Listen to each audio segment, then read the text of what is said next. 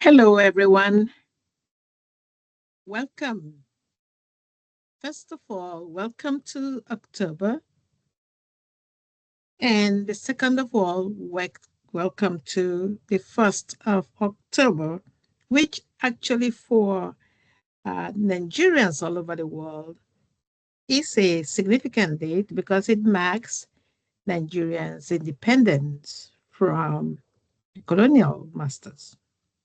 So we should, everywhere we are, be singing Arise, O compatriots. Oh, wait, that's not the one we are singing today.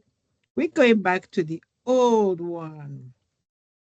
Nigeria, we hail thee. Okay, whichever one it is, we are grateful to have a country that is 65 years old today.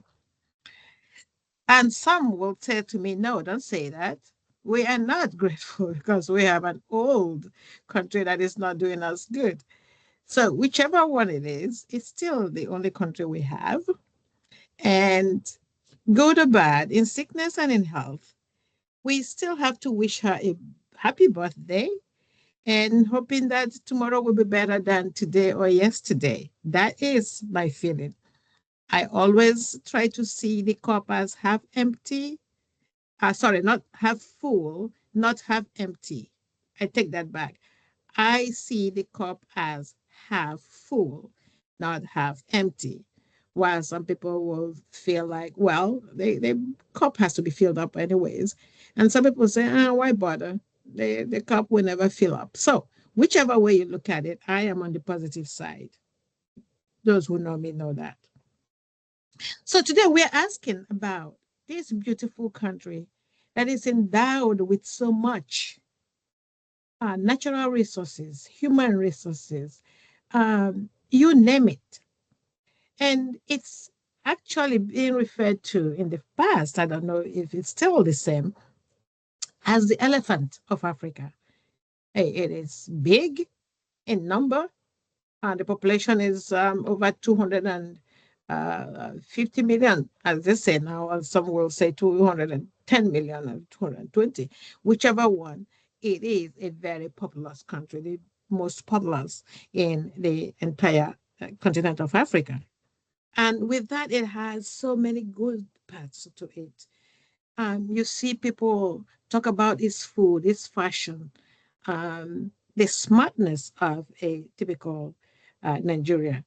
It goes out there as a well-reputed country in the past or even in the present, depending on who you ask. And it also has the other side of the coin, the bad aspect that few have brought onto the country. So my question today is, as we say happy birthday to such a country, um, we need to also examine, just like humans, when you get to 65, you looking back to ask yourself, ah, what has gone on to now? Because there may not be more numbers in front of you. You may have already gone half past half of the numbers that are attainable, at the median level.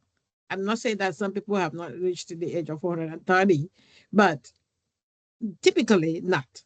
So let's, in this episode 42, series 2, take a look at this beautiful country of ours. Okay. It's now today 65. Then what? Where are we now as a country? And where do we go from here? And there are reasons why we ask those questions. This is your hostess, Dr. Maslina M.OPARAOJI, saying welcome again and hello. So, for those of you who are not Nigerians, non-Africans actually, this is what our flag looks like. The middle is the coat of arms, and each color there, everything there represents something.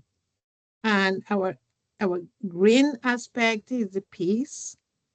I mean, the white aspect is the peace, and the green is the agricultural part. And we are supposed to be an endowed country in every aspect of it. Yet, we suffer.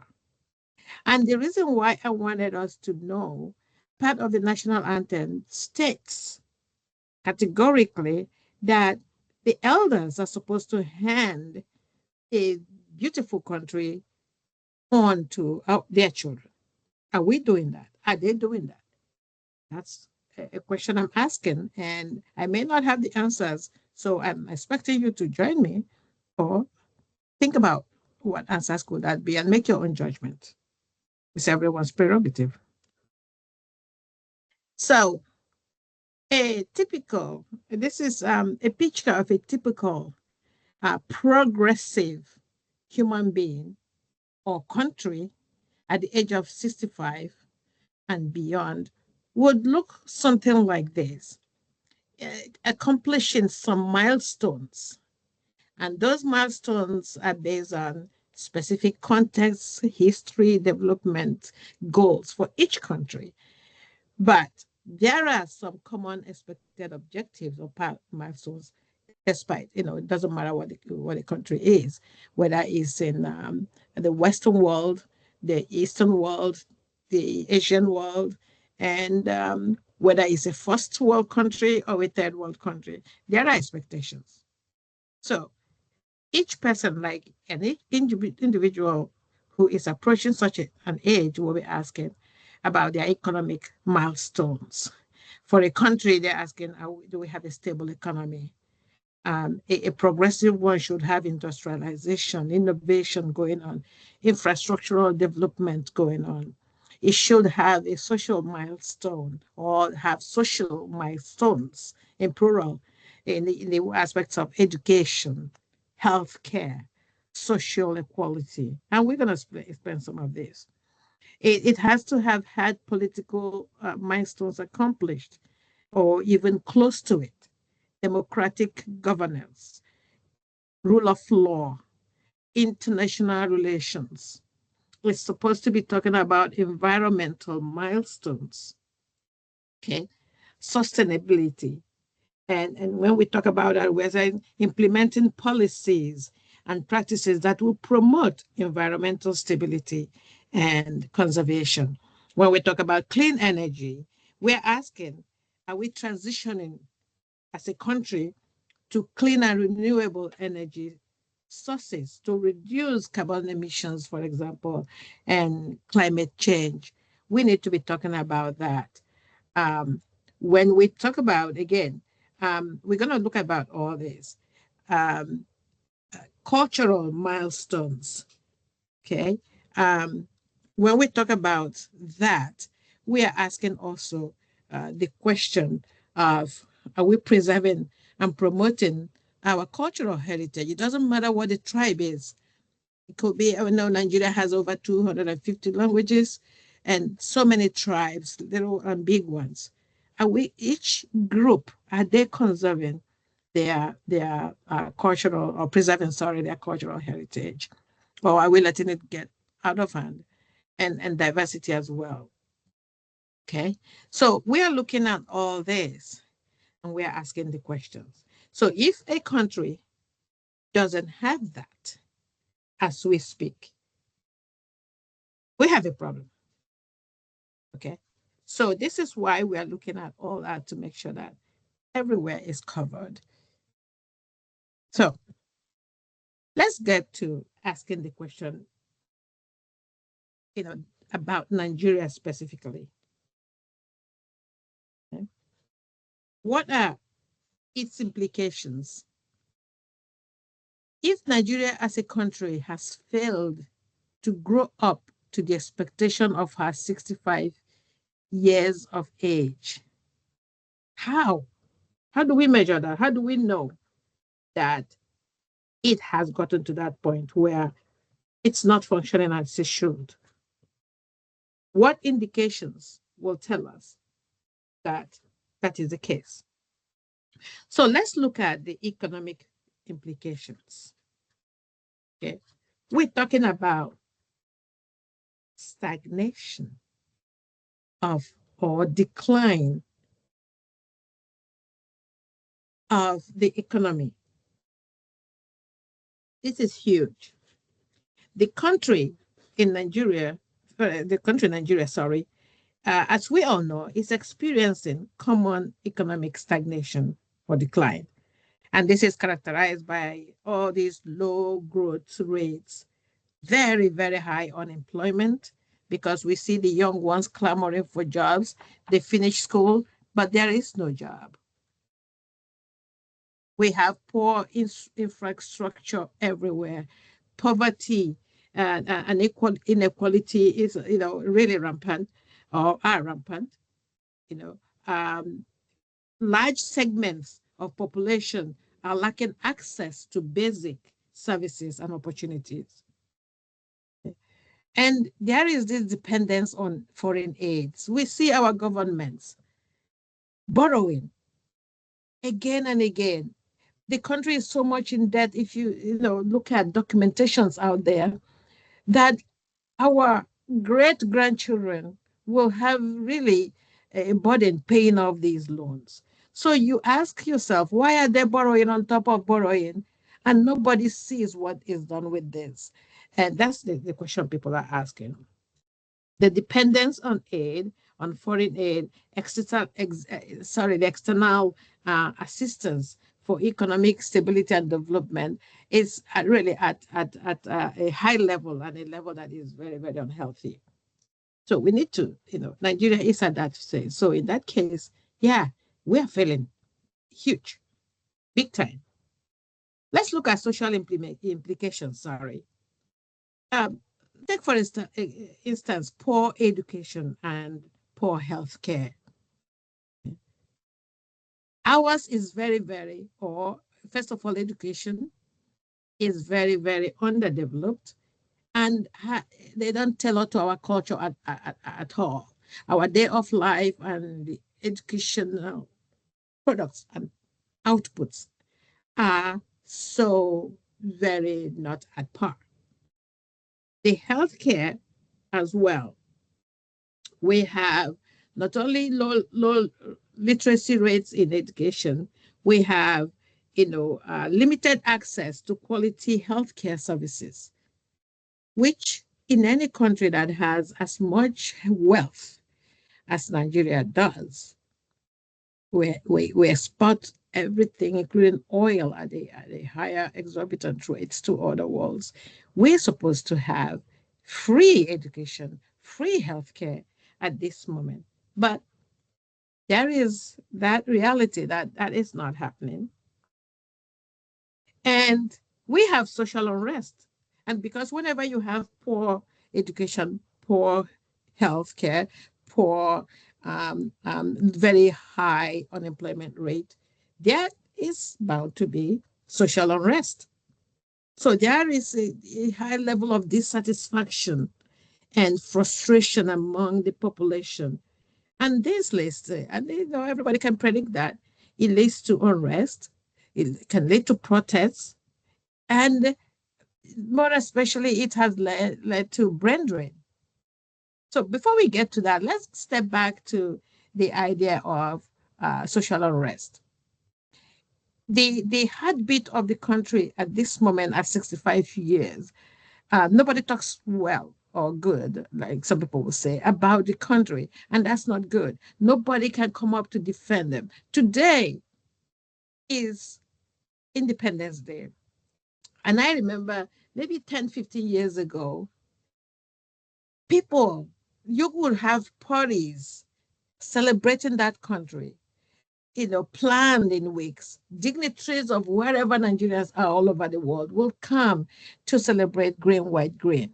Today, people are looking at, okay, if you are brave enough to go out there and say, hey, happy, birthday, Nigeria, like I'm boldly saying that, people will spit, in your face and say, get out.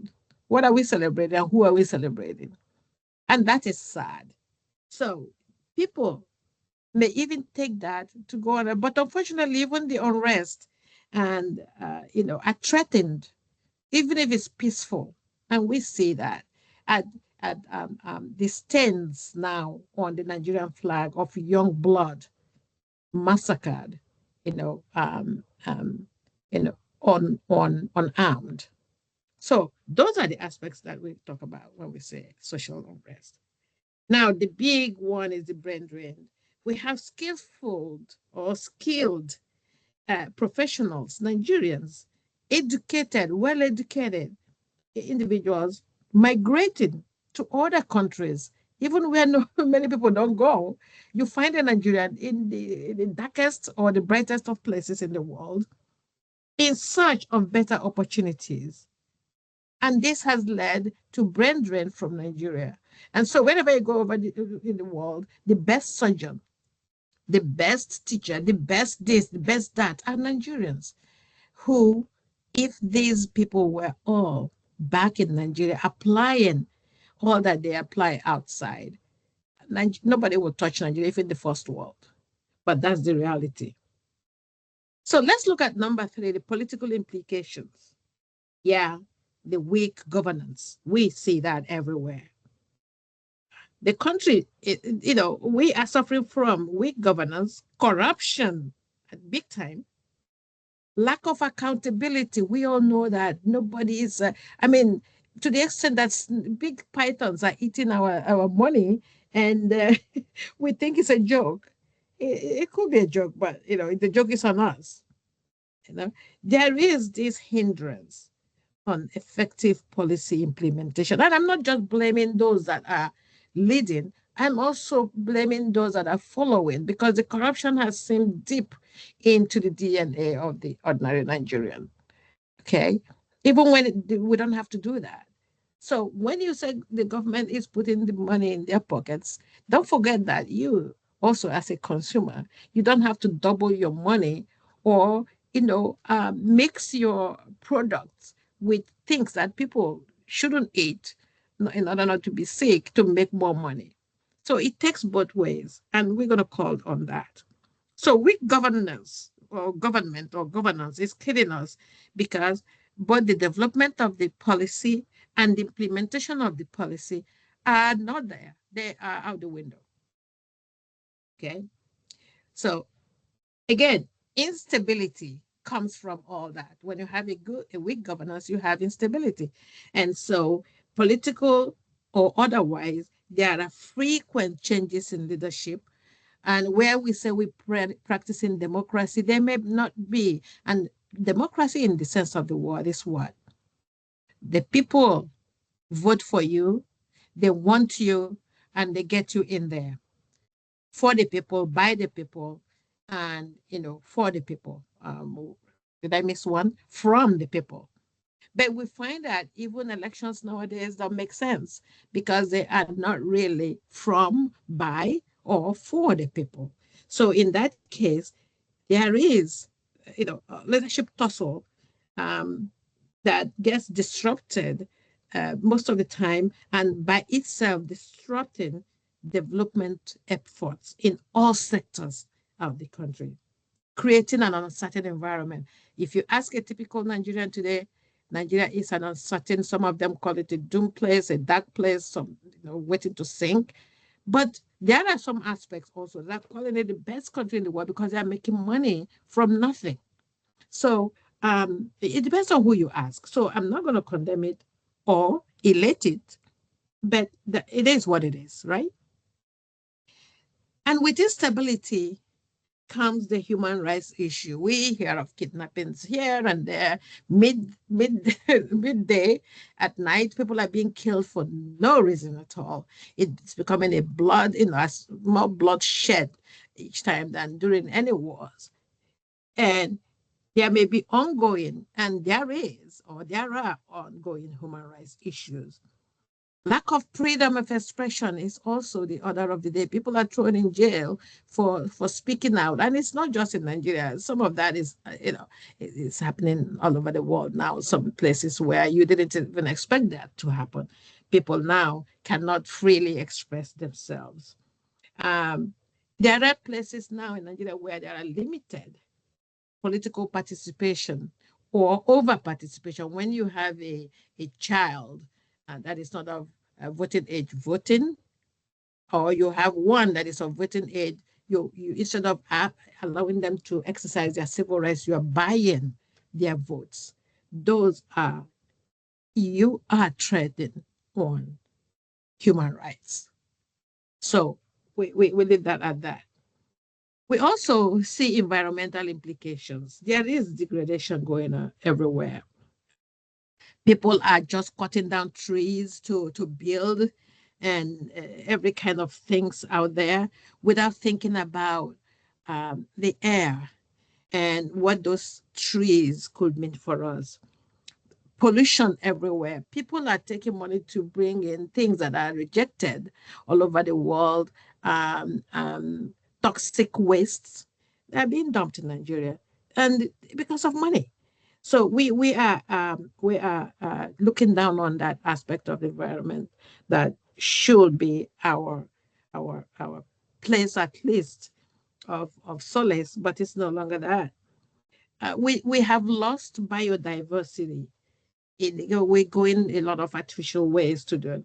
Um, Poor environmental policies and practices that people are not enforcing those where they are. So we have all that going on. We talk about climate vulnerability. um, we can see now that we have a lot of rain. Go to Lekki today, or last week was it? Maybe the water is going away now. People were walking, floating, kind of. They buildings everywhere. Even I was looking at a shop, a supermarket where people were coming in to buy goods, and the water was ankle deep. But the store didn't close. At least it's giving that service. But the whole city is on water. And because people were going into the beach, the ocean, they're building closer and closer, forgetting that money, water has its own life. So it comes in. And this is due to lack of planning. After all, Dubai built its whole city, a new city, on a desert. They had an idea what the desert can do, creeping back in, but they worked and made plans to push that away and make sure nothing happens. But we all have seen what happens where you don't plan and the natural sources come back alive. So we have to keep on. So a country like Nigeria failed to look at this even up to now at age 65. Okay. So um, that is a case in point. Resource mismanagement is really a huge one.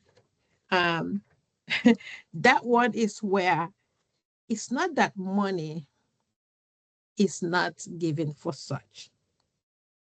The problem is that the funding that are made for such, the funding that are made to recreate these resources into products that can be used by humans, are used for something else. So we don't manage our natural resources. It gets into resource depletion and economic challenges like we see them. Okay. So we used to have a lot of palm trees in some area, plantations that were, you know, um, um, planted by our earlier leaders that nobody, have gone into neglect.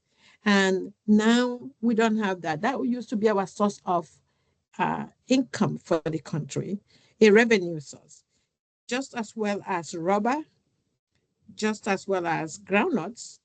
But the almighty oil came on board and we lost track of all that. And those were mismanaged. The gas, the coal that we used to have. And now that the world is going to renewable energy, we are nowhere to be found. And that's sad.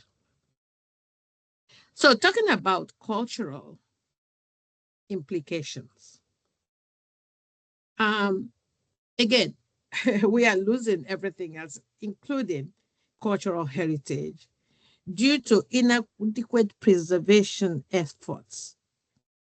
There are globalization pressures on our children, on all of us. And we are swallowing everything thrown to us without looking back to say, how about what we already have?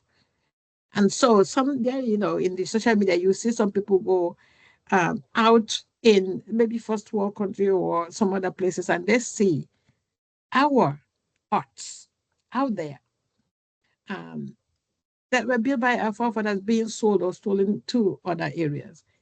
When are we going to start asking people to bring back our heritage, our cultural carvings, our arts, and all that?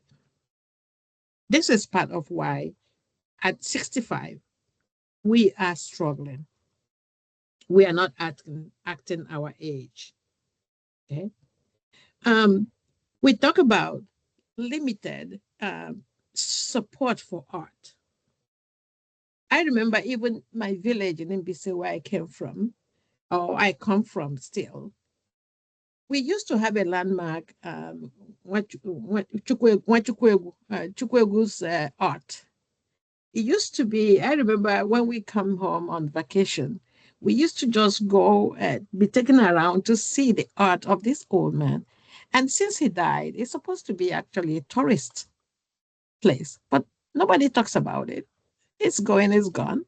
And, our young ones may never get an idea of what is going on. And that is why it's good for communities to also think about their own aspects. What cultural aspects must be preserved? Some of them are going extinct. And that is sometimes what I try to, go back to learn or ask questions of any particular aspect and put it in my podcast so that the younger ones will be able to go back to that.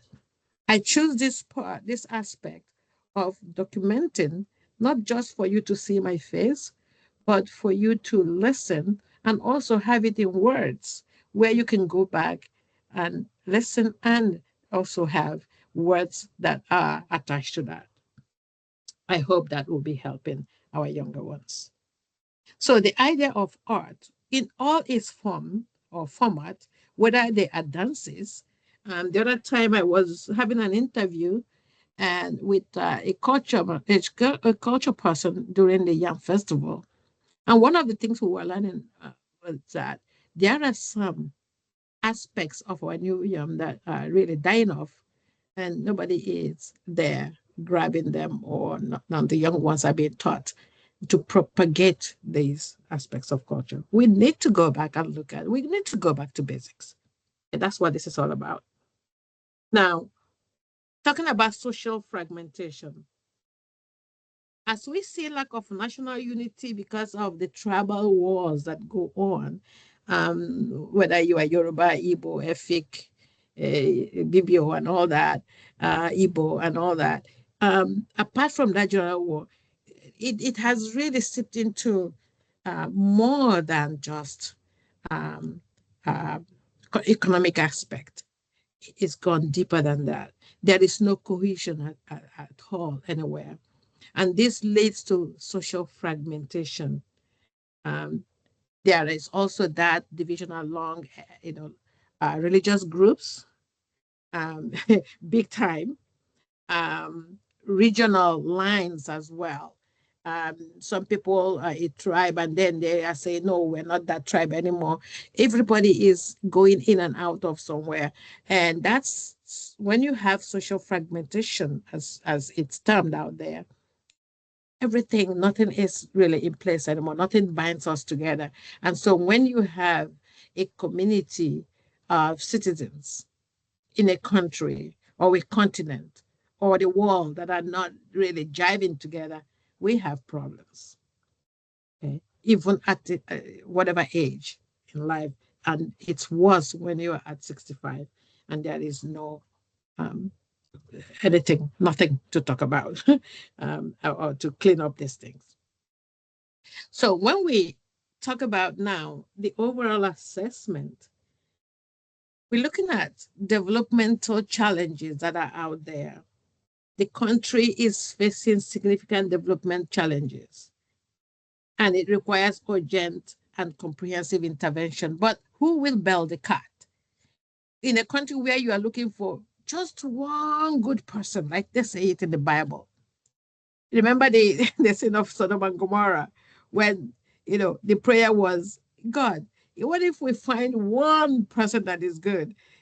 I don't want to quote that because some people may not know what I'm talking about, but go back to your Bible.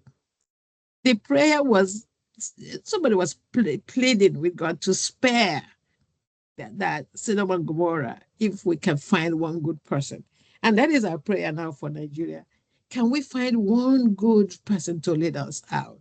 And there are names floating about it I'm not going to mention because this is not a political forum.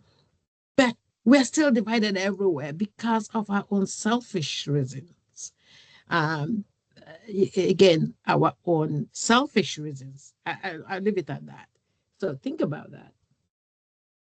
We need have to have that need for reform. There is critical need for political, economic, social reforms to address these underlying issues that I have just enumerated in order to set this country in a path to sustainable development. Unless we do that, we have huge problem that is not going to be solved in the next 3 years, or like people say. We also, when we have our acts together or our own ducks in a row, this is when we see international support coming in, you know, to invest, to form partnerships with us, which these are all essential in overcoming the challenges we have. But when we have instability, we have poor education, we have poor healthcare, including bad roads, no water supply, no electricity. I don't know which country can come in comfortably to do business with a country that is not caring. But yet, the country is so rich that the money is deposited outside of the country. And you wonder where we go from here. So assessing all these issues require effort from all sectors of the society, the government, civil society, international partners, and the citizens on ground and abroad or in diaspora, like we say, to promote, whether it's from good governance and foster inclusive growth and development. This is how we can start looking again at how, it may be late to revert something, but at this point, it is good to at least identify where we lack and where we're hot. And this is maybe a first step to see where we need more to be able to um, get to where we're supposed to be. So what would it take? All that we've been talking about are the ills we find, things that are not working well. So at age 65, it may be late to change everything, but how do we start now? Pushing aside the course or going back on the right course that have been derailed for so long. Because it's not even asking the question, is Nigeria not progressing? No, we know it's not progressing. Majority, 99.999 will tell you the country is not progressing. And it depends on who you ask and where you ask the question. But I know certain tribes and certain aspects or regions of the country are not benefiting from anything going on in the country. And it's sad because it's supposed to be equitable. So if we want to go back to the drawing board and try to resurrect this sick baby that is on life support as we speak, that's what many believe in, what do we have to do? Okay. So what it takes is first governance reform. Let us reform this government on the whole. Are we following this constitution?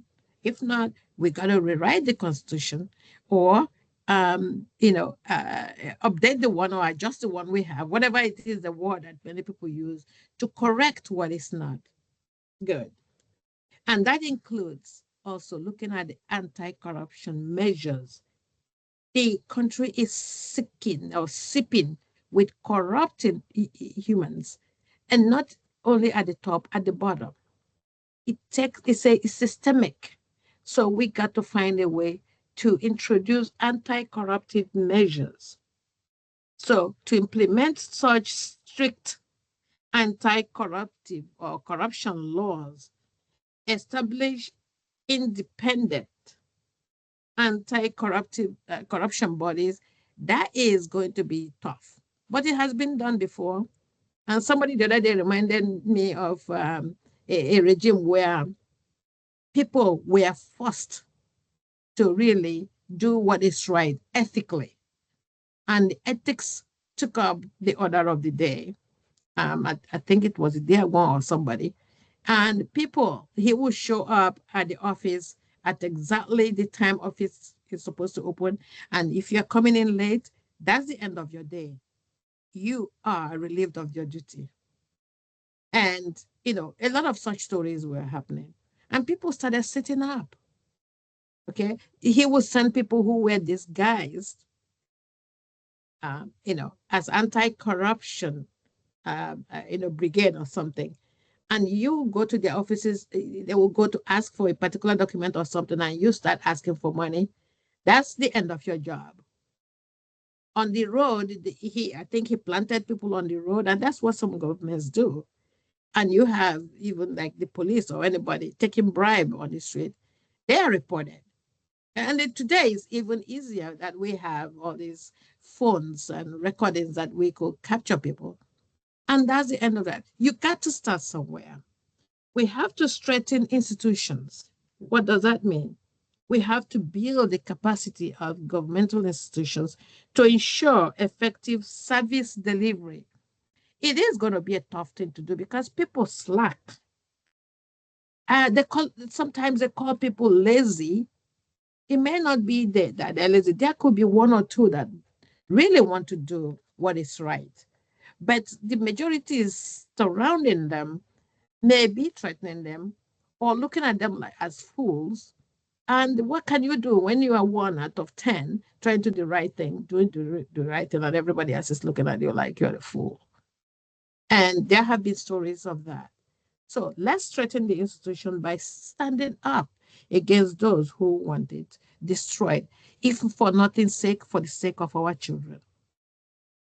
Because when we say the children are bad, they are lazy, they are this, they're calling them names, they are watching what you are doing, the adults. They are watching exactly what you are asking them to do without knowing the ramification of what you're asking them to do. The political stability aspect is to promote inclusive governance and fair electoral processes. I have to chuckle with that because um, to get electoral processes to be done the right way is going to be far-fetched. And we pray for that day to come. It might come. But as it is today, from the last election, where everybody, especially the young ones, thought they were doing the right thing and they followed what is right. And for them to watch, observe the injustice happening all over the place. So I don't know how we're going to do that, but that's part of the area we got to strengthen. When we talk about economic revival, let's talk about diversifying the economy. Ah, oil is getting out of fashion. We're going to go back to all the resources that God has given to Nigeria and Africa on the whole. Other people come in to take them from us, show us how to use them, and then they take a whole lot of the profit with them. That shouldn't be happening. Burkina Faso, for example, is really leading us in knowing how to deal with that. Can the rest of the continent follow, please? Nigeria at 65. You should know those traits by now and follow. Okay. Um, Agriculture is the order of the day. It is how countries feed. We have lands, arable lands, things that grow in the north of Nigeria that doesn't grow anywhere else, or in the south that doesn't grow anywhere else. Let's leverage all the good things we have and have people, young ones that we're saying that have no job. We once had Operation Feed the Nation, right? And that brought a lot of food to the market. Let's go back there.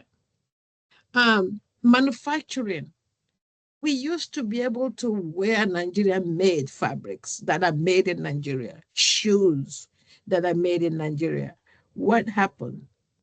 Aba is the only one here now in Abia State that still, hunkers down to do that. But what happened to the other parts of the nation?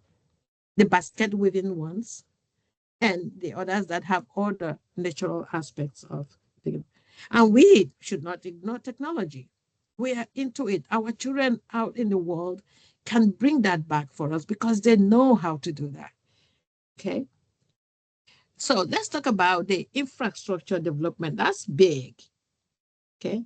We have crumbling bridges, crumbling buildings. We have this story of buildings falling on people because people cut uh, uh, ways of doing good job. They cut sides and they use more sand than cement to build homes. And unfortunately, these buildings don't fall on those who are the culprits. It fall on innocent human beings who are struggling to live their lives. You know, we have roads that could swallow a whole car. And unfortunately, these governments that we put in power, who are not we put in power, that put themselves in power in most cases, and who are giving money from this national purse to do, the roads don't. And they become death traps for everyone. It's unfortunate. So let's go back to that. And, the ports, you go to the airports, the airlines, the whole country like Nigeria used to have the best airlines in at least Africa. We don't have any now. How can you function without an airport?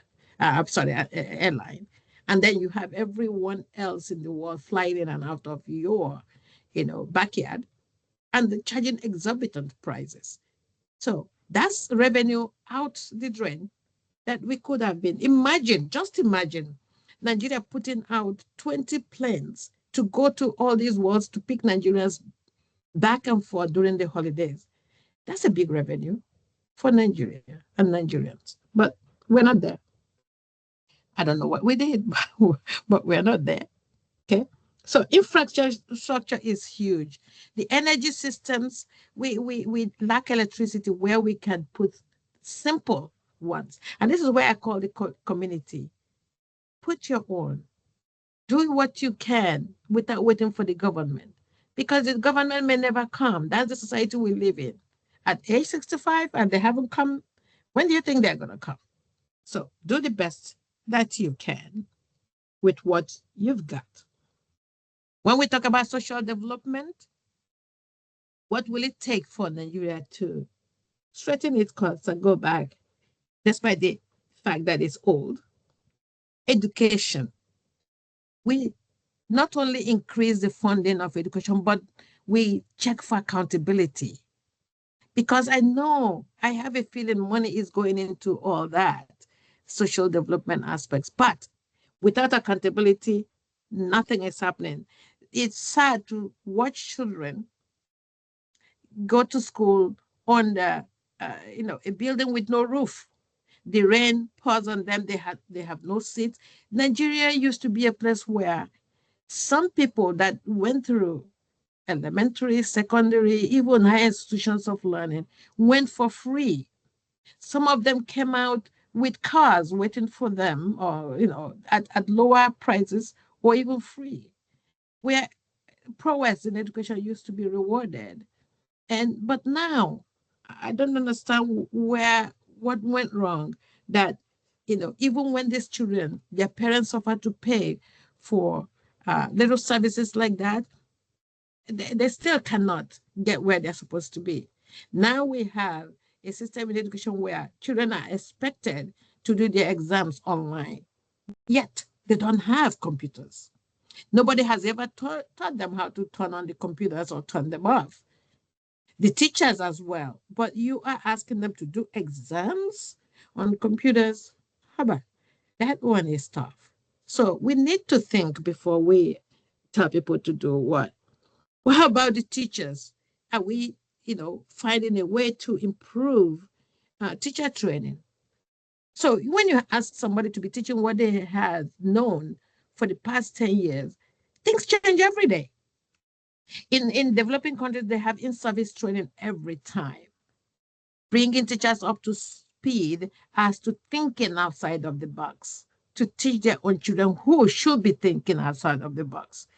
But you cannot use old cloth to put in the mouth of a new, to sew actually to a new, outfit without it looking really awkward. So that's the point I'm trying to make.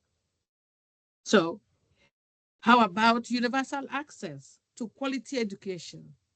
Are we benchmarking our own education to the rest of the world? Because the children we are trying to bring up by way of education are also citizens of the world. The world is global now that you cannot just put your head down in one area. But if you want to make it cultural, in order to fit what you need in your community, well, change the curriculum to match that. That's what we have failed to do for a long time. Healthcare systems need to be seriously looked into.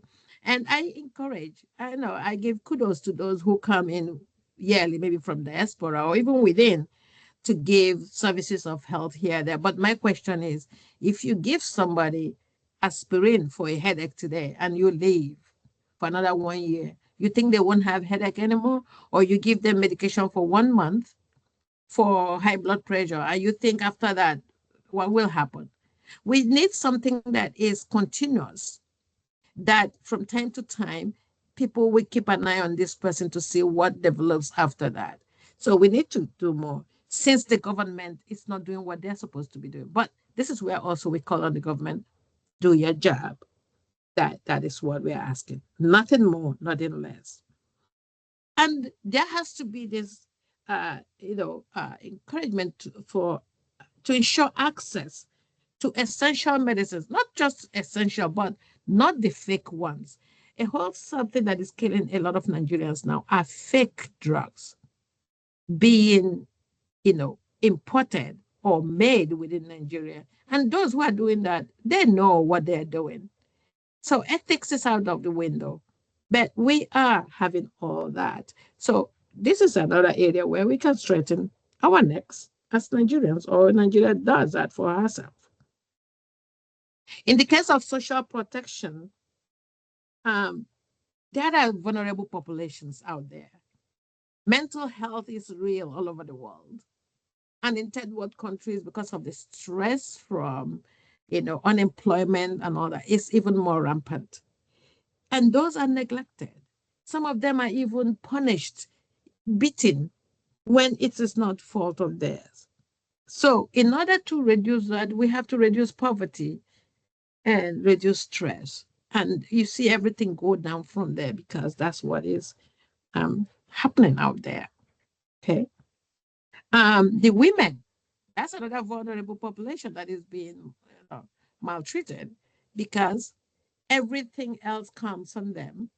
If it's good out there, it's good. But when the goings get tough, they become, beanbags to be beaten up. But also, the fault is also to the whoever is, a man who has a job or can feed for the family may not resort to, that kind of beating and punishment and being maniacal in what they are doing to their families. So everything ties in with everything. So let's look at cultural. No, let's look at first of all environmental sustainability. The renewable energy we talked about already. Okay, let us as a country invest in renewable sources like the solar, the wind, the hydropower. We have rivers, we have water that can give us that. We can build, we have wind. God gave us all these natural resources. Solar can help us. We have sun more than some countries who use solar. We got it all. The only thing holding us back is sitting down to plan. And if some people can do it, again, I give example, we go to Abia, and many people will not agree with me. If that one governor within few years of being in power can do as much as he's done, that we are all seeing. We're not saying he's perfect, but the little you can, how much can people consume? Say you give you a naira and you consume 80 kobo out of it.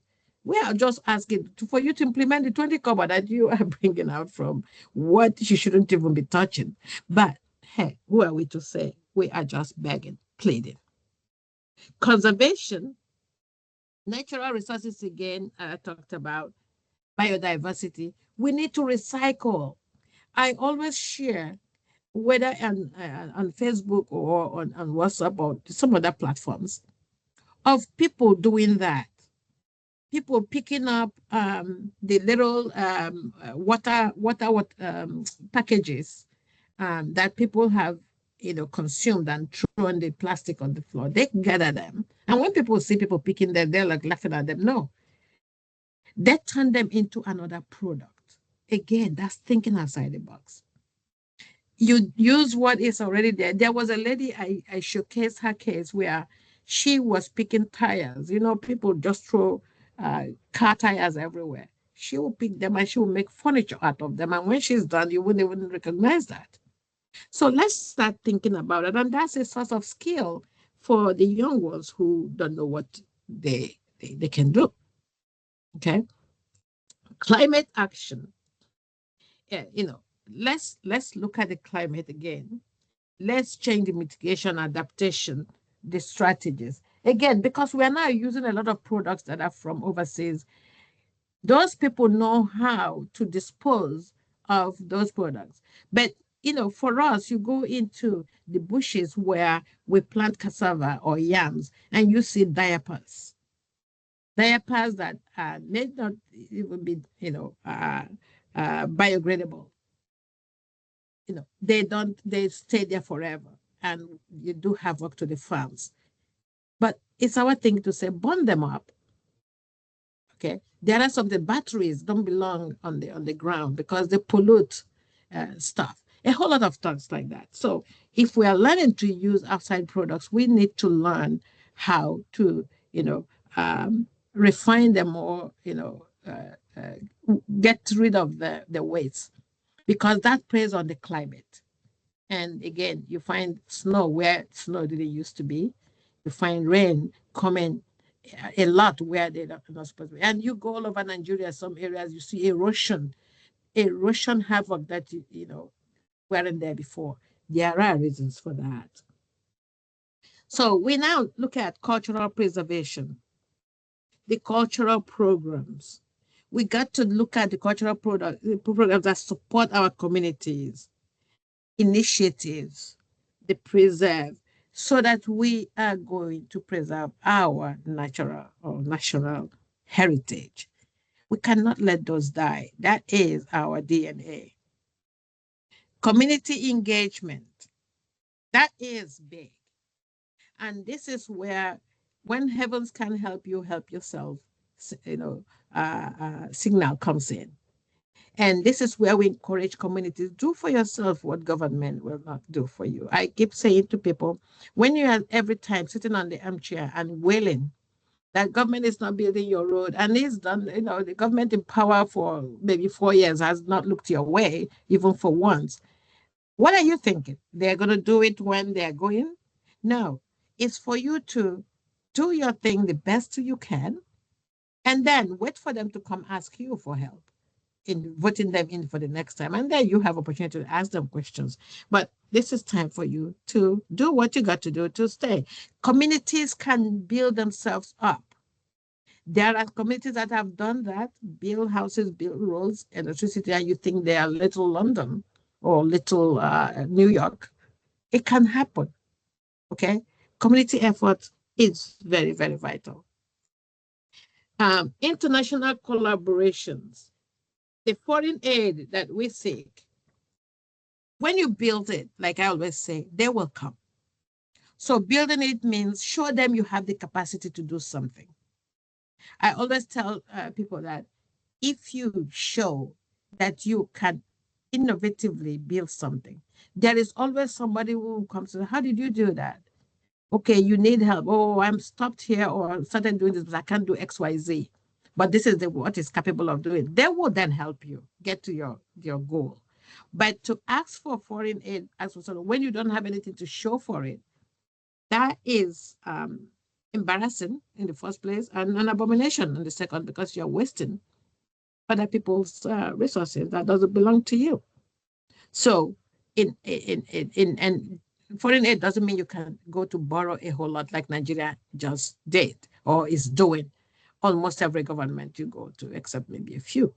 But those who borrow meaningfully, yeah, no government doesn't borrow, every government borrows. But then meaningfully, you are able to pay back. But when you're paying back, don't mortgage your children's future for money you are borrowing, because some of these foreign governments, they know what they're doing. They're not coming for your goods. They're coming for you. I mean, they're not coming for your good. They're coming for your goods. So they can come and say, oh, they're giving you this, knowing that you may never ever be able to pay back. And they leverage one aspect of your children's inheritance that they will never let go. So that's another point. Trade agreements again. Burkina Faso is doing it. We're not letting you come and drill or do this for us. We're going to partner with you. Teach my people how to do this. And we will pay you your fee and you go away. We can do it. We have intelligent people in Nigeria that are capable of doing that. Okay. And when we talk about technical assistance, again, when you build it, there are some companies out in the world, some organizations out in the world who want to help you without taking anything from you. They are happy to leverage their knowledge to make you stand on your own. We don't ever do that. Take, for example, medicine on the road, or, doctors abroad, or doctors out there who will teach you how to do surgery in the rural area from now their phones, or from, Microsoft, interaction, or even the Zoom. Cut here, lift this, do that. There are people who are willing to that. But the thing is that, are we willing to even try? That is not progressive if we're not trying. So that is where that is. It's important when you do all that, if you make every effort to monitor and evaluate where you are and where you've been. And so this is the question I'm asking our leaders. When you are at this stage, are you looking back to where we are and where we were and where we are now? And then ask the question, where are we going? So I'm hoping that today, the 1st of October, when Nigeria got to become 65 years of age, that the leaders or the powers that are asking the questions. Are we where we're supposed to be? Why are we still here at this lower echelon or ladder?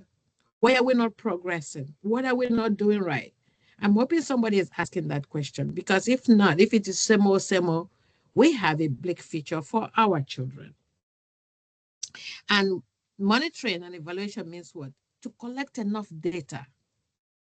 When I say collect data, not made up data, data that is meaningful, data that is right for everyone, not make up one aspect of it. I mean, we see that in census, where censuses are packed, padded and all that, all because of money or all because of resources. That doesn't make sense.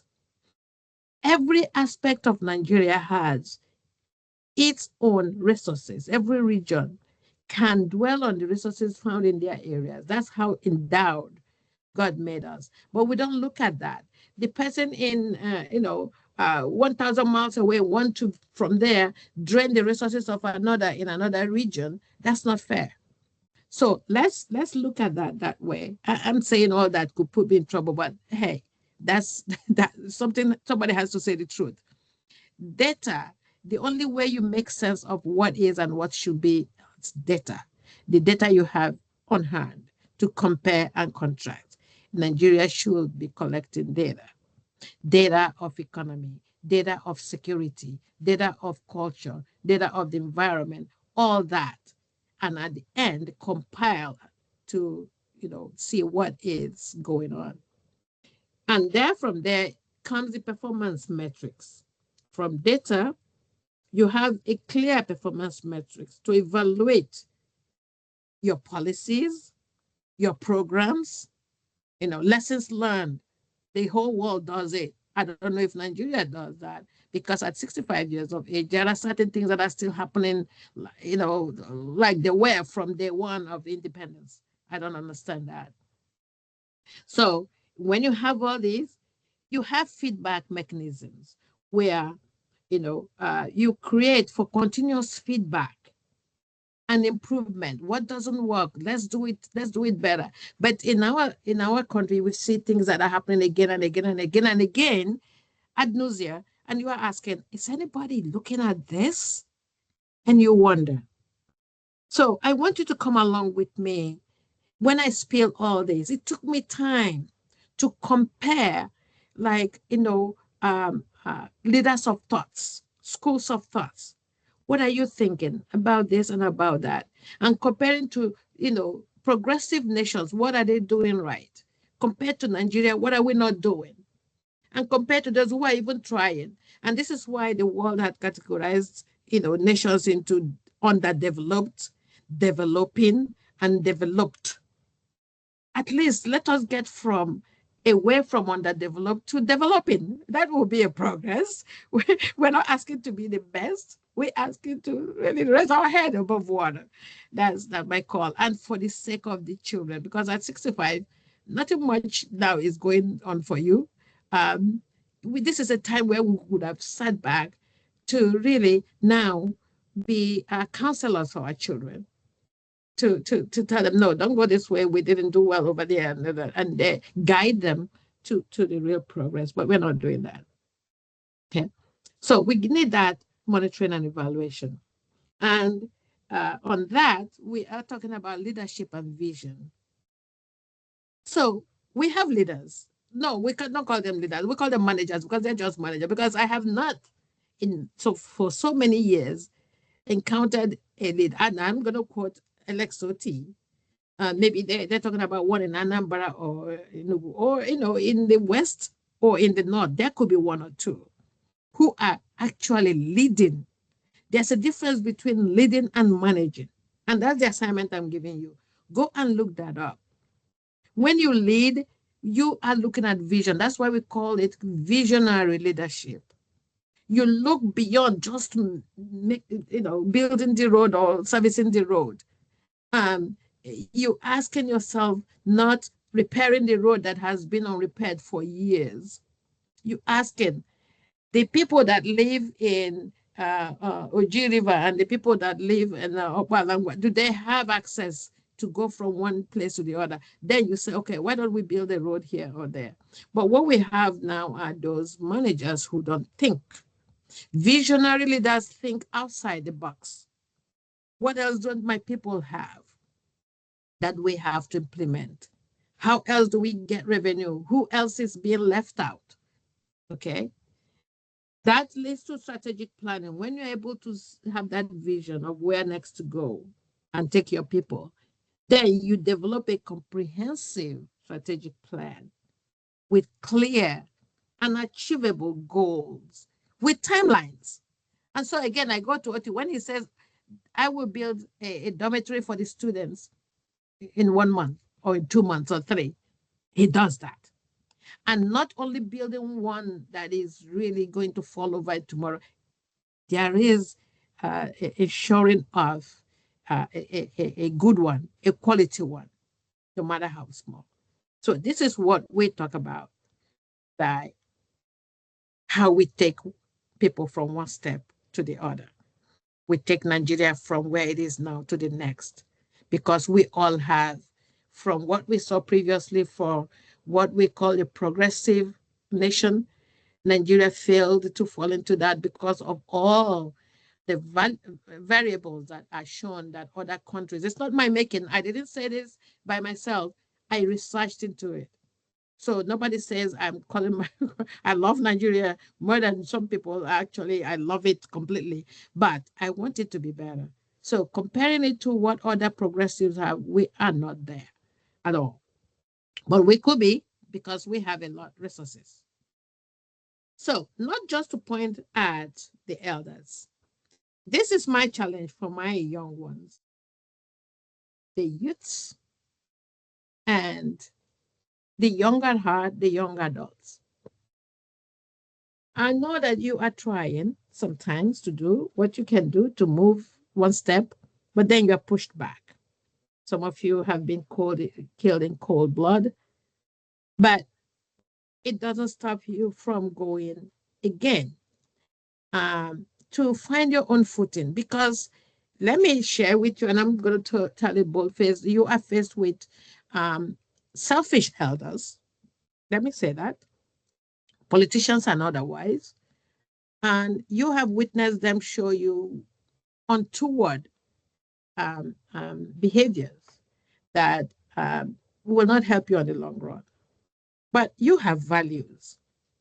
There are some good ones, good elders in your midst that you could focus on and learn from them. You already know what is good and what is bad.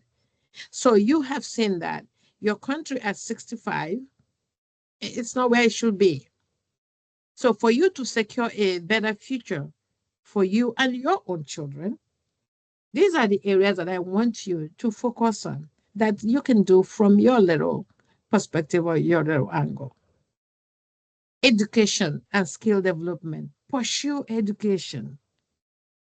And when you are pursuing education, it doesn't mean that, oh, okay, every year you get to the next one. What did you learn? What are you applying? Are you applying what you learned? You know, and are you thinking outside the box as you are sitting in that classroom of that teacher? You see, education, you can have 10 degrees, but it's not what the degrees are, it's what you do with that degree.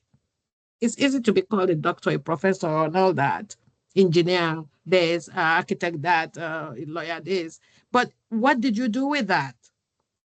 That's the question. Some of you may not be good in the classroom. Did you acquire a skill? Skill acquisition is what we are also pushing you to do. Don't tell me, like some of you said to me, oh, I'm 30, I'm 35, I'm too old to learn something. That is BS. I'm sorry. People learn new things at 40, 50. And I'm saying the same thing to those your elders that are retired they want to just sit and wait for death. No, go acquire something new to do. I shared the other day a guy in U.S. government, top ranking. When he retired, he sat there for about a few months and like, do you know what he did? He went to drive a school bus. He did, the money meant nothing to him. He was giving that to charity and all that. But he found a purpose to get up every day, interact with the kids, and was happier than when he was in the government.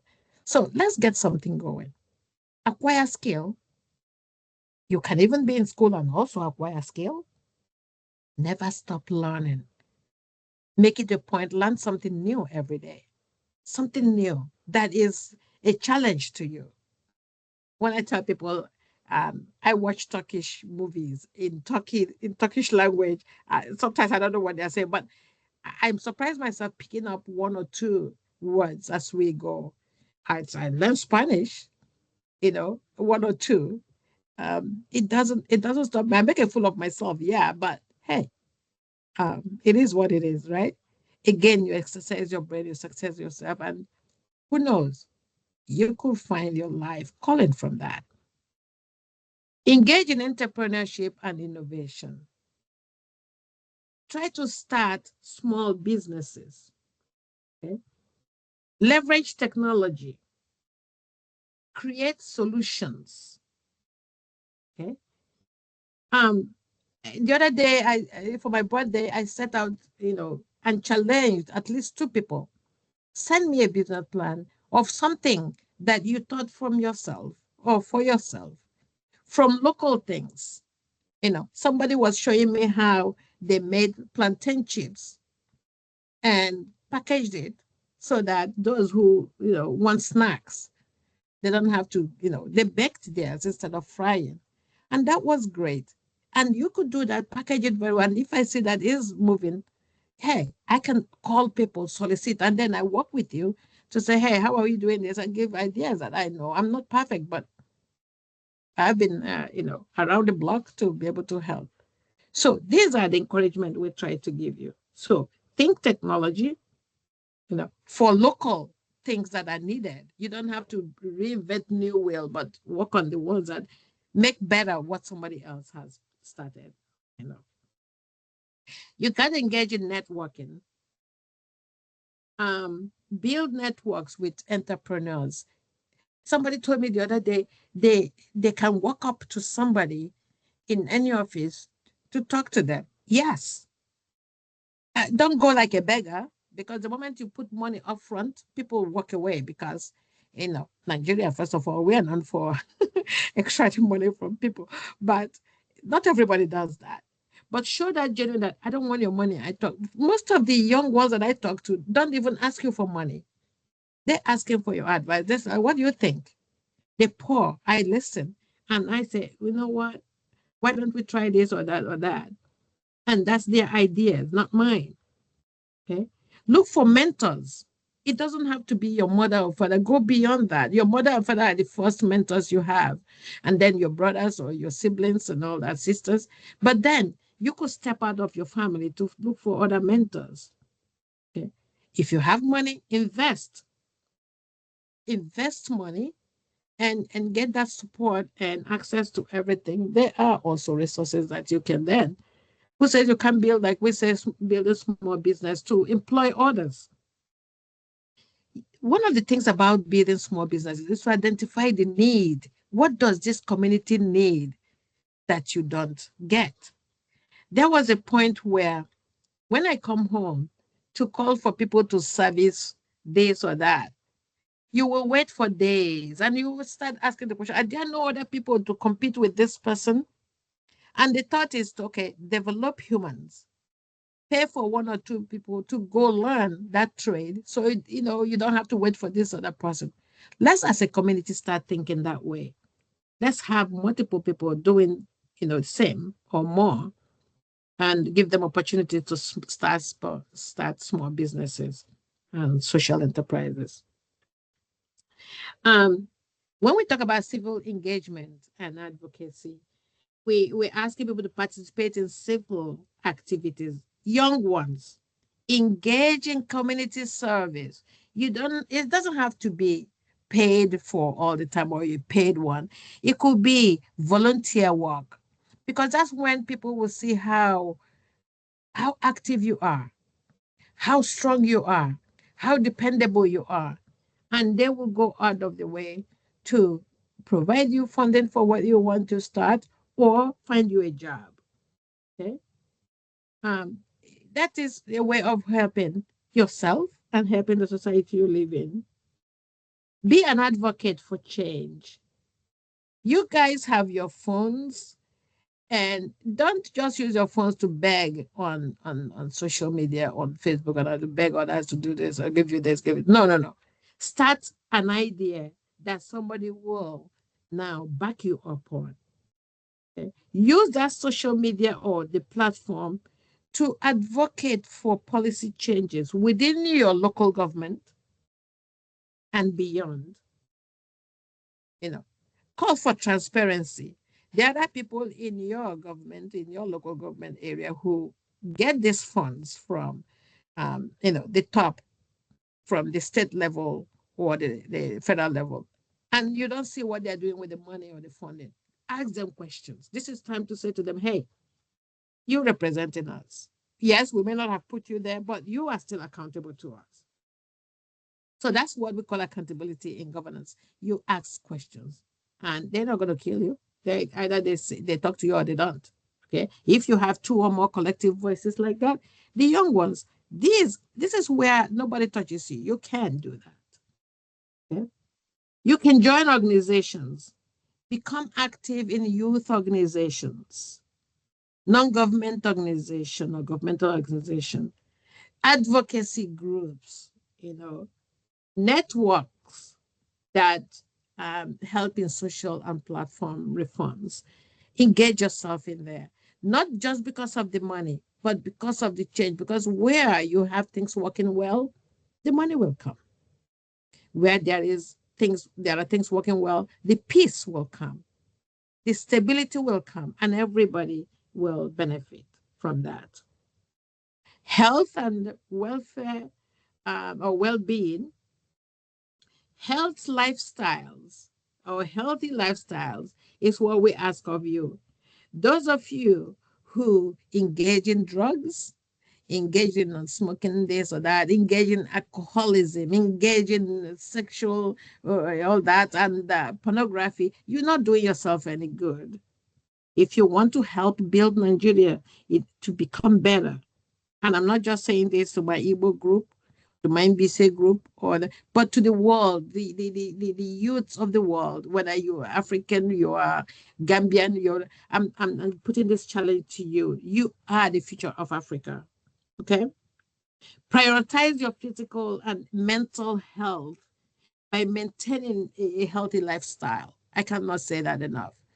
If you are engaged in sexual activity, please make sure you are protecting yourself. We don't want any more, fatherless babies or babies that are aborted or thrown in the garbage can. No, the world is full of that already. Let us not take chances out there. You owe yourself proper nutrition where you can, and it doesn't have to be the fancy foods, the meaningful foods. Our cassava or our yam are still very good food to eat. It doesn't have to be salad and there's on that. So I'm telling you, you think about it. Exercise. When we say exercise, it doesn't have to be building weights and all that. Get yourself healthy and reduce stress. Okay, when you say I don't have a job, every day you're sweating, carrying the same school certificate or college certificate everywhere, and you reject it, that's stress building in you. But if you had hunkered down to say after when you're done, and that has happened, a lot of my mentees are those who they finished college, they couldn't find a job for years. Some of them went back to school, but some of them also found, after I talked to them, they found deep in them that, oh, I have this talent I didn't know I have. They start experimenting on them and it became something or becomes something else. Access healthcare, seek available health services if you can. Um, and when you have people like these medical missions coming around, help them set it up, especially for when they come from abroad and you are home based. You know who is sick. You know who can be helped. You know who needs priority. Help those people if you are home based. If you're outside, this is where, as a young person, if you are a professional, you're earning money, help those at home by, setting up all some of these kind of things to do for those at home. Okay. Um, Financial literacy and management. In my podcast, I have called some professionals to come talk to you about financial education, how you save money and how you invest. Go to my one of the episodes in my NDISCO'S Village Meeting podcast, like this one, and you'll find an episode on that. How you budget, how you save, and all that. It's already given to you. Start saving early. You've heard that before. And you see that some of your parents now, or adults who are retired now, they can't even feed themselves because they did not plan any, or they plan stupidly, by putting their hopes in things that are not practicable or practical, and now they pay for it. So start early and make sure you guide your funds into what makes sense. Your parents, they carried other people's load a whole lot. Nobody says nobody can help anybody, but sometimes I think we've done that stupidly, and it comes to bite us. Okay. Explore investment opportunities. And in my past episode, also one episode talked about how to invest in Africa or how to invest in wherever you are in the world. Things to look out for, suggestions. I didn't say you should do exactly what I'm asking you to do. When we talk about um, uh, networking and collaboration, we're asking you to connect with your peers, not the bad ones, Find somebody who knows better than you. I always gravitate to those who know better, those I can learn from. That could be my mentors. There are other professionals in other fields, that can teach me things I don't know, where I can gain knowledge, opportunity, support. That's the type of network I want you young ones to build. Not networks of fellow drug dealers and fellow drug paraphernalia carrying ones, or those who spend the night, rigmaroling from one club to the other. No, take it from me. I'm not saying you can't have fun. I love fun. Have fun, but clean fun, and then you don't waste your life. Collaborate with others on projects, initiatives. You see, nobody builds it by themselves, but have people you can think with, businesses to leverage, collective strengths, think about, shoot the breeze in the air and talk to people and they give you ideas or you give them ideas and you guys can come together. Explore global opportunities. This is a better world than we can have ever had it for a long time because now the world is a playground for everyone. And this is where you can study abroad, but I always tell people, look before you jump. There are still some schools out abroad who give you scholarship, but be careful. Some of them are not all complete scholarship. You may not have to give someone. Some people have gone back to where they came from because they couldn't carry the cost of that.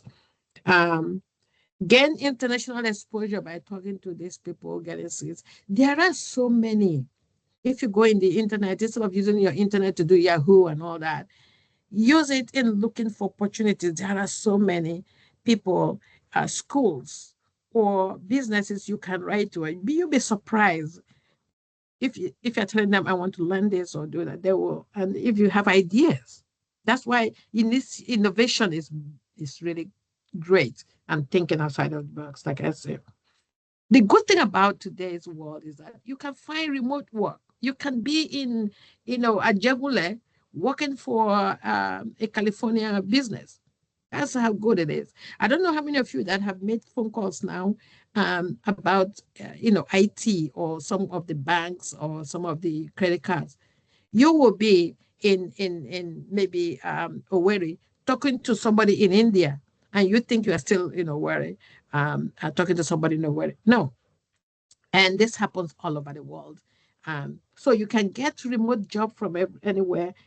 You only have to have the skills to be able to do that. So this is why I encourage that. Leverage the internet wisely.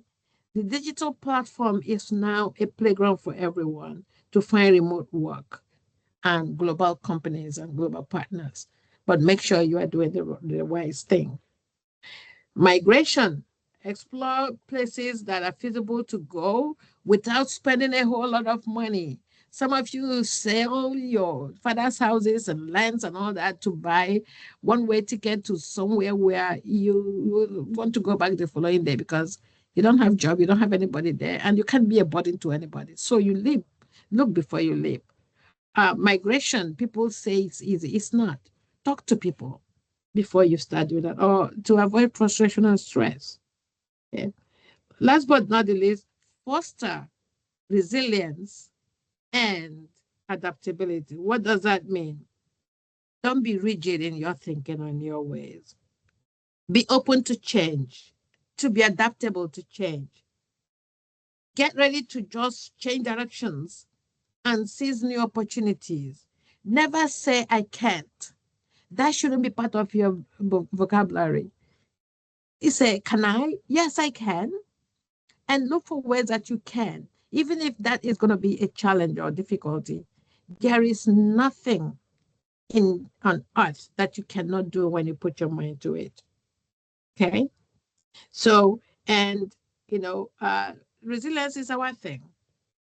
We Nigerians, that's what the world knows us, for resilience. And if you are Igbo, because I can testify to that, we are very resilient. That means what? We can overcome challenges and setbacks. Yes, it could bring us down for a minute, but the next moment we are maneuvering something else, getting out of that challenge and progressing and winning. We maintain a positive. I keep telling people nothing beats positive attitude. You are not on all the time. You're not happy every minute, but once when that thing hits you and you put the positive spin to it, the next moment you are doing even much better than you ever thought you would do. A positive and proactive attitude does it. It can do anything, anywhere for you. So I think by taking these steps, you youths and young adults, you can empower yourselves to create a brighter future despite the challenges posed by your elders and Nigeria for lack of progress. But it requires your determination. It requires your resourcefulness. It requires a proactive approach, a positive approach, and in order to build your personal and collective efforts as citizens of Nigeria. Check where we are now and where we are going. Is that where you want to be, where we are now? If no, we're going to go the next step. If you're an elder, do what people, please. We see this expression saying, lead, follow, or get out of the way. Please. Most of you are not leading. And when I say this, I mean the whole of Africa. The leaders or so-called leaders in quotes that we are having, they want to be on the throne forever. It's not a game of throne. It is, selfishness. Get off. If you cannot lead, follow. When I say follow, we don't have good followers. What they don't want to get out of the limelight, but you can by sponsoring these young ones, supporting them, guiding them to where we should be. And if you cannot do that, just get out of the way, stay aside, and let the world go on. But you can help by bringing yourself down from the pedestal. I don't see why, if you are a former Nigerian president or you're a former senator and all that, you cannot do any other thing to help your country or your community or your state. I frown when people say, oh, you have been at this level and when you want to come down to this level. The world is doing that. I've told you about somebody who was at the top echelon of the US government. And when he retired, went to drive a school bus because there was a shortage. He's thinking of the children being driven to school safe. And he has the time. So the money doesn't, it's just getting up and going. And somebody will pat you on the back. So we have in the community now, we lack teachers, but we have retired, well-known teachers who are good at what they do. I'm not saying if you're sick, you should go out there to do anything. But if you are healthy, go help your community. Show up in that school, counsel, talk, ask the teacher, can I help? Parents, this is time. You be the second, you help the teacher in the classroom to really reel these children in, because that's a handful. So this is where I'll end my podcast today. Again, I'll repeat myself, happy 65th birthday, Nigeria, but then what? This is today a reflection. Like anybody else who has a birthday, I had mine the other day. My reflection at the end of the day is thank you everyone that sent me accolades and songs and everything. I danced to one the other day that a good sister of mine sent me that song and to commemorate my birthday, and I got caught in that, and I had fun dancing to that again and again and again. But then at the end of the day, my thought is, okay, how far have I come? Where am I now? And where do I see myself in the next, before the next birthday, and by the next birthday and the next birthday? So this is what I have the thoughts for Nigeria today. It's like, yes, we're 65 today. Then, where are we? Where do we go from here? Are we doing okay? If we're not doing okay, what do we change? So we look at it. What is going so well that we will continue? What have we tried to do that has never worked that we need to really stop doing?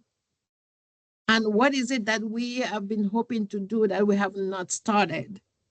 Let us start it now. And I'm throwing the same challenge to the young ones as well. And with that, I am calling it to stop to this long podcast. Yeah, my podcasts are long because I cannot cut them into two. So make time. You can start, stop, start, stop. And, the traffic has increased despite the length of it. And because my topics are not the show ones that you want to, they are substantive. These are topics that need to be talked about. And again, we haven't finished talking about the challenges of our young ones, and where they go from there in our part two that will come up in the next episode or so. But for now, to my fellow Nigerians, happy birthday. To my country leaders, um, please go back and think about then what? Where are we now? Where do we go from here? Our children need a better life than what they have now. Our citizens are crying, they are suffering. They, unemployment is out of this world, but it can be done. It can be done to make life better and get Nigeria back to number one that we used to be. Okay? On that note, thank you. Please subscribe to my podcast. And again, I keep calling all of us to the spirit of Ubuntu, the principles that state, I am because we are. So let us all be because of each other, the government leading. Thank you all. This is your hostess, Dr. Maslina Oparoji, saying bye-bye. Thanks again for listening.